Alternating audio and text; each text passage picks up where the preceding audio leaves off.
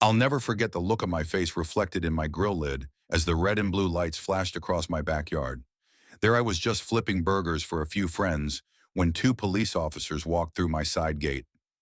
My tongs froze mid-flip as one officer approached, notepad in hand. "Sir, we've received a complaint about illegal open flames on the property," he said with practiced neutrality. My mouth opened and closed like a fish out of water as I gestured helplessly at my perfectly standard Weber grill. Before I could form a coherent defense, something caught the second officer's attention. He was looking past me across the street, where an enormous bonfire was blazing completely unattended. In my neighbor's backyard, the flames were leaping at least 3 feet high, dangerously close to an overhanging tree branch. "Is that fire pit permitted?" the officer asked, squinting toward the inferno. I couldn't help the small smile that crept onto my face as I replied, "That belongs to Karen Thompson. She's the HOA president who called you about my barbecue." I had only moved into Sunshine Meadows 3 weeks ago, excited about my first home purchase. The neighborhood seemed perfect. Quiet streets, well-maintained properties, and a community pool. Just 2 blocks away, the realtor had mentioned there was an active homeowners association, but assured me they were reasonable. That should have been my first warning. 2 days after moving in, my next-door neighbor, Mike, stopped by with a welcome basket. After some friendly chat, his expression grew serious. "Listen, I should probably warn you about Karen," he said, lowering his voice despite us being alone in my kitchen. "She's the HOA president, and she takes it very, very seriously. Last summer, she fined the Johnsons for having their trash cans visible from the street for an extra hour after collection, and the Patels, they put up string lights for Diwali, and she measured the exact lumens with some special device to prove they violated the exterior lighting limitations in the bylaws." I laughed, thinking he was exaggerating. "Come on, she can't be that bad." Mike's face remained deadly serious. "Just wait. She particularly hates outdoor gatherings, claims the noise disturbs her. Pomeranians, delicate constitution." He pointed across the street to a pristine white colonial with immaculately trimmed hedges. "That's her place. If she starts taking photos of your property, prepare for battle." I thanked him for the warning, but didn't think much of it. After all, I was a law-abiding citizen and a respectful neighbor. What could possibly go wrong with a small weekend barbecue to celebrate my new home? Everything started off perfectly. The weather was gorgeous, 75 degrees. With a light breeze, I'd invited just 5 friends, keeping the music at a reasonable volume, as we enjoyed cold drinks on the patio while waiting for the grill to heat up. I was just about to throw on the first batch of burgers when I noticed a shadow behind the blinds in Karen's front window. The blinds parted slightly, and I caught a glimpse of someone clearly watching my gathering. 20 minutes later, as we were enjoying our food, the gate to my backyard swung open without warning. A woman in her 50s with an immaculate blonde bob and large designer sunglasses marched in like she owned the place. She wore white capri pants, a pastel sweater set, and an expression that could curdle milk. "Excuse me," she announced loudly, interrupting our conversation. "I'm Karen Thompson, president of the Sunshine Meadows Homeowners Association."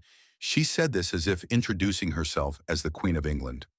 My friends fell silent as we all turned to look at her. I stood up, wiping my hands on a napkin. "Hello, I'm James, your new neighbor. Would you like to join us? There's plenty of food." Karen's mouth tightened into a thin line. "No, thank you. I'm here on official HOA business." She pulled out her phone and began reading from what appeared to be a digital copy of the Homeowners Association Regulation Section 12. Paragraph 4 clearly states that open flames are restricted to approved fixtures only. In Section 15, Paragraph 9 specifically prohibits smoke emissions that cross property lines. Furthermore, Section 8, Paragraph 16 restricts after-dark nuisances, including loud gatherings.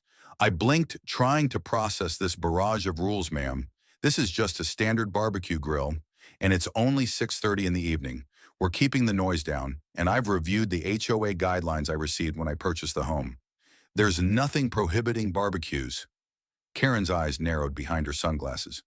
"Well, clearly, you didn't read carefully enough. I've documented multiple violations." She held up her phone, showing she had been taking photos of my backyard. "You have 15 minutes to extinguish that grill and disperse this gathering, or I'll be forced to take further action." Before I could respond, she turned on her heel and marched out. leaving an awkward silence in her wake. My friends looked at me uncertainly. "Well," said my college roommate Dave, "she seems nice." We all laughed, breaking the tension, and decided to continue our gathering. After all, I had checked the HOA regulations thoroughly before planning this event and knew we weren't violating any rules. I wasn't going to let one power hungry neighbor ruin my housewarming. Exactly 17 minutes later, I checked my watch when I saw the police cruiser pull up. The officers walked into my backyard. Karen must have been watching the clock, waiting for my 15-minute ultimatum to expire before calling 911 as the officers approached.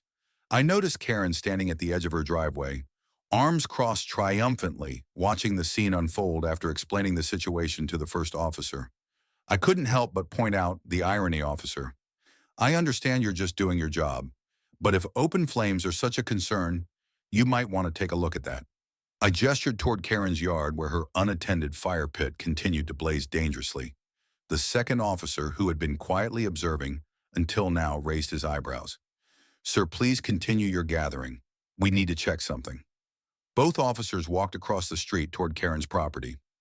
From my vantage point, I could see Karen's posture change from smug satisfaction to defensive agitation as the officers approached her. She began gesturing wildly, pointing back toward my house. But the officers were focused on her roaring fire pit, which sat dangerously close to a pile of dry leaves and her wooden deck furniture. One officer took out his phone and began taking photos while the other spoke into his radio. Karen's voice carried across the street, becoming increasingly shrill. "But I'm the HOA president. That fire pit is a certified model. This is completely different from his situation." My friends and I tried not to stare too obviously, but it was impossible not to watch as one officer pulled out a citation book and began writing. Karen's face had turned an alarming shade of red as she continued protesting.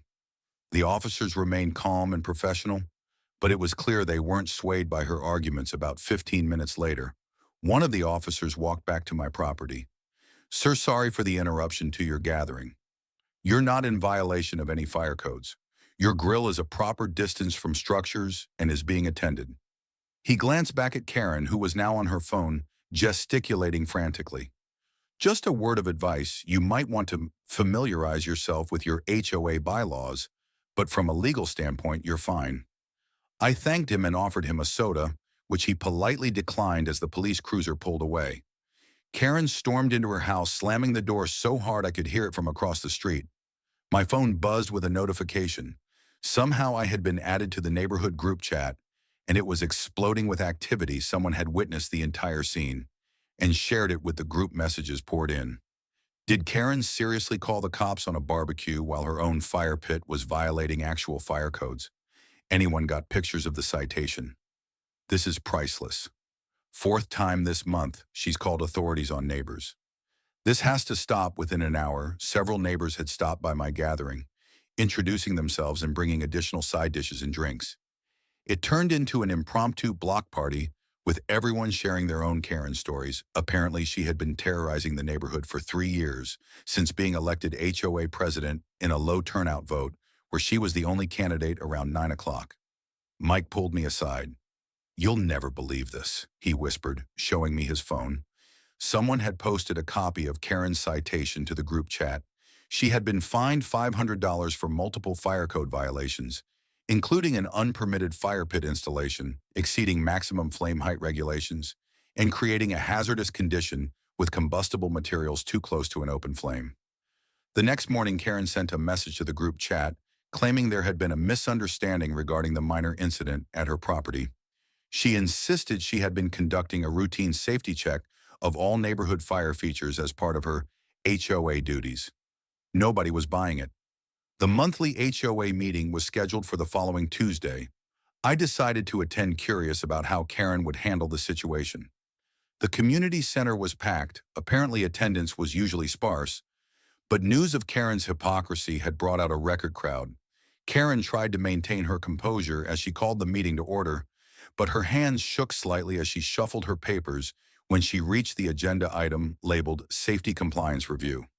A neighbor named Susan stood up. In light of recent events, Susan said firmly, I move that we implement a new fire safety policy that applies equally to all residents, including board members. Additionally, I move that we hold a special election for the position of HOA president, as it appears our current leadership may not be leading by example.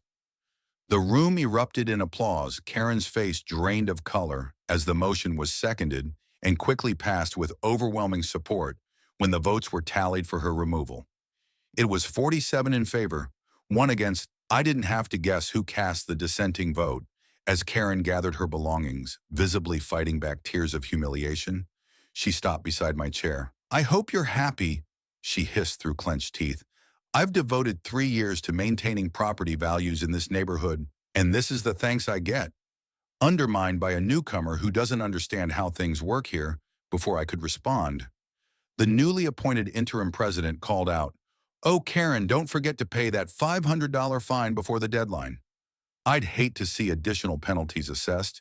Karen's face contorted with fury as she stormed out of the meeting. And just like that, her reign of terror was